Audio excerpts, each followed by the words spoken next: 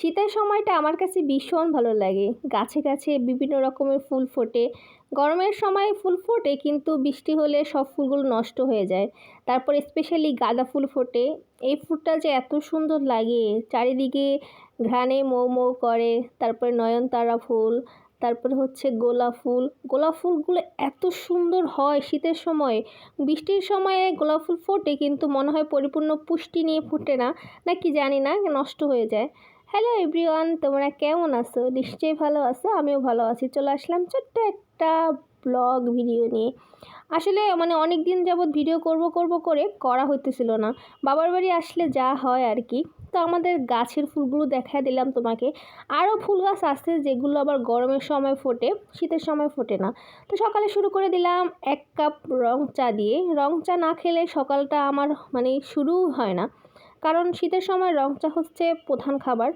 আর যেহেতু গ্রামে একটু তাড়াতাড়ি ঘুম থেকে উঠি, 6:30 7টার দিকে উঠি, তখন আর অন্য কিছু খাইতে ভালো লাগে না। চা, তারপর হচ্ছে এখনকার সময় আমার ভালো লাগা খাবার হচ্ছে চাপড়ি। লাল গমের আটা দিয়ে তারপর হচ্ছে চাপড়ি বানাই। ওগুলো একেবারে মুচমুচ, তেলে ভাজলে মচমচ করে, এটার জন্য ভালো লাগে বেশি। তো তোমরা ভালো আছো কিনা একটু জানাবা। হ্যাঁ, অনেক দিন পর ভিডিও ছাড়লাম। যদি ভালো লাগে তাহলে একটুখানি সাবস্ক্রাইব করে পাশে থাকবা। তোমরা আমাকে কেউ ভালোবাসা দাও না, আমার কাছে ভালো লাগে না। আমি তোমাদের কাছে বেশি কিছু চাই না, একটু সাবস্ক্রাইব করে পাশে থাকবা। যদি ভালো লাগে তাহলে একটুখানি বলবা যে আমার ভিডিওগুলো কেমন লাগে, তোমাদের কাছে ভালো লাগে কি না। আর আমি কিন্তু গুছায় কথা বলতে পারি না, প্লিজ সবাই একটু অ্যাডজাস্ট করে নিবা। চেষ্টা করি তোমাদের সামনে সুন্দর করে উপস্থাপনা করার, কিন্তু করতে পারি না। এই যে চাপটি খাচ্ছি, আমি সকালবেলা হলেই হচ্ছে প্রতিদিন এই চাপটি খাই, পরে 10টা 11টার দিকে ভাত খাই।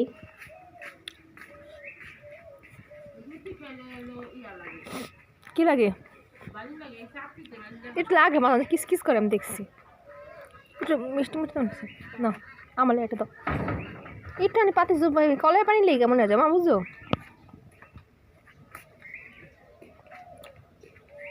পোকা দিব ভিজা।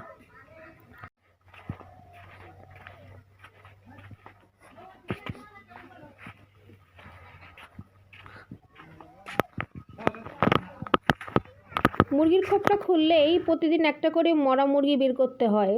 একটু অসুস্থ থাকে না বা একটু ঝিমঝিম অবস্থা থাকে না, ভালো মুরগি খোপে ঢোকে। কিন্তু সকালবেলা ঘুম থেকে উঠে যখন খোপটা খুলে তখন মুরগিগুলো প্রতিদিন একটা দুটা করে মুরগি মারা যাচ্ছে। কী রোগ সেটা আমি জানি না, কেন এরকম হইতেছে সেটাও বুঝতেছি না। এইদিকে আবার বাচ্চারা বাড়ির সামনে গোলাপ চুট খেলতেছে, তো ওইখানে গিয়ে একটু দেখলাম। এখন সবার ছুটি, যেহেতু ডিসেম্বর মাস চলতেছে, তো সবাই একসাথে মিলে তারপরে হচ্ছে গোলাপ স্যুট খেলে। গ্রামের বাচ্চারা এখনও মোবাইলের প্রতি আসক্ত হয় নাই, এখনও ততটা মোবাইল দেখে না। ওরা বিকেল হলেই এইসব খেলা খেলে।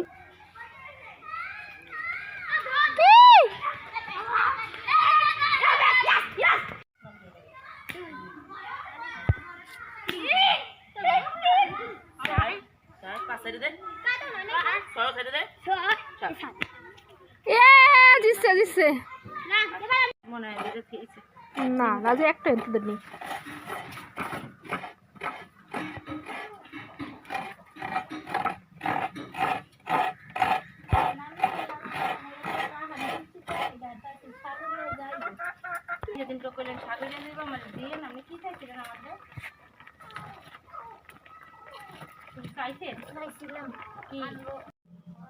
আজকে বাড়িতে পিঠা বানানো হবে। মায়ে নারকেল কোড়াইতেছে আর রান্না করতেছে ডিম আর তেলাপিয়া মাছ, ডাল, শাক। তো সব কিছু আর দেখাইলাম না। এখানে আমি আবার একটু চাল ব্লেন্ডার করে দিব, কারণ এখন আর চাল বাটা হয় না। বেশি পিঠা বানালে হাম্বল দিস্তার মধ্যে চালগুলো গুঁড়া করা হয়। আগে তো ঢেঁকিতে গুঁড়া করতো, এখন আর ঢেঁকি তেমন নাই, তো ওইটার মধ্যে গুঁড়া করা হয়। যেহেতু অল্প একটু চাল, তাই আমি ব্লেন্ডারে গুঁড়া করে নিব, দেখবো হয় কি না। নতুন ব্লেন্ডারটা আনার পর এখনও ব্যবহার করা হয় নাই, তো এখন ব্যবহার করে দেখব যে এটা চাল গুঁড়া হয় কি না। আমার মনে হয় না হবে। তো এটার মধ্যে হইতেছিল না দেখে আমি তারপরে আবার আমাদের বড় যে ব্লেন্ডারটা, ওইটা নামায়া তারপর ওটার মধ্যে করতেছিলাম। তো ওইটার মধ্যে হয়েছে। আজকে বাসায় হচ্ছে ভাপা পিঠা বানানো হবে। ভাপা পিঠা আমার ভীষণ ফেভারিট পিঠা। গরম গরম ভাপা পিঠা আপনাদের ভাইয়ারও খুব ভালো লাগে, পছন্দ করে ও, কিন্তু ও চলে গেছে, ওকে খাওয়াইতে পারি নাই, যেহেতু মানুষ পিছায়া পাই নাই, কোনো মানুষই তখন ছিল না। তো চাল গুঁড়া করব বা পিঠা বানাতে তো মানুষ লাগে, একা একা বানানো যায় না। আর গ্রামে তো আর 2-3টা পিঠা বানানো হয় না। তো এখানে আমি অ্যাডজাস্ট করে নিলাম ব্লেন্ডারটা, দেখলাম যে কোনটা কিভাবে করা হয়। কিন্তু দুঃখের বিষয় হচ্ছে এত কষ্টগুলো আমার সব বৃথা যাবে মনে হয়। দেখতে মনে হইতেছিল যে হবে হবে, স্টিলের মনে হয় ভালোই হবে। এই যে পরে বড় ব্লেন্ডারের মধ্যে চালগুলো দিয়ে দিলাম। এটার মধ্যে গুঁড়া ভালোই হয়, কিন্তু ওইটার মধ্যে হইতেছিল না। আর এই ব্লেন্ডারটা নামাইলে ধুইতে সমস্যা হয়, এটার জন্য আর কি শর্টকাটে ছোটো ব্লেন্ডারের মধ্যে নিছিলাম, কিন্তু ছোটো ব্লেন্ডারে হয় নাই। বাসায় পিঠা টিঠা বানাইলে আমার কাছে ভালোই লাগে, কিন্তু আমার যেই বোনরা আছে ওরা পিঠা পছন্দ করে না, ওরা মিষ্টি জাতীয় খাবার খেতেই চায় না। কিন্তু আমি মিষ্টি জাতীয় খাবার খুব পছন্দ করি, আবার অবশ্য পরে গ্যাস্ট্রিকের সমস্যা হয়। এখানে আমি মিষ্টির কথা বলতে বলতেই আবার একটা মিষ্টি নিয়ে বসলাম। আজকে বাসায় না, আমাদের মসজিদে মিলাদ পড়ানো হয়েছে, ওইখান থেকে মিষ্টি আর নিমকি দিছে। আর মিষ্টি তো আমার ভীষণ ফেভারেট, সেটা তো আপনাদেরকে বললামই। আমি সবার আগে খাওয়া শুরু করে দিছি, আব্বা ডাইকে আমাকে বলতেছে যে মিম নে, তুই খা। তো আমি কাউকে না দিয়ে 2 প্যাকেট আমি নিয়েই বসছি, আমার কাছে খুব ভালো লাগে মিষ্টি। তো এখানে নারকেলগুলো আসাইতেছে, আজকে ভাপা পিঠা বানাবে, ভাপা পিঠা নারকেল একটু আশাই নেয়, আর ভাবি বানাইতেছে। তো যেহেতু আজকে ফার্স্ট টাইম, তো সেটার জন্য বাটি, তারপর হচ্ছে যেই কাপড় দিয়ে পিঠাটা করবে, ঢেকে দিবে না কি করবে, ওইগুলো কিছুই জোগাড় করা ছিল না। তো শর্টকাটভাবে হাতের কাছে যা ছিল তা দিয়েই ভাবি বানাইতেছে, আর আমার কাছে তো অনেক ভালো লাগে। আমি ভিডিও করতেছিলাম আর ভাবির সাথে ফাজলামি করতেছিলাম। এখানে একটা ছোট বাটি দিয়ে বানাইছিল, কিন্তু ওটা ভেঙে গেছে, তো এটার জন্য এখন কাপ দিয়ে বানাইতেছে।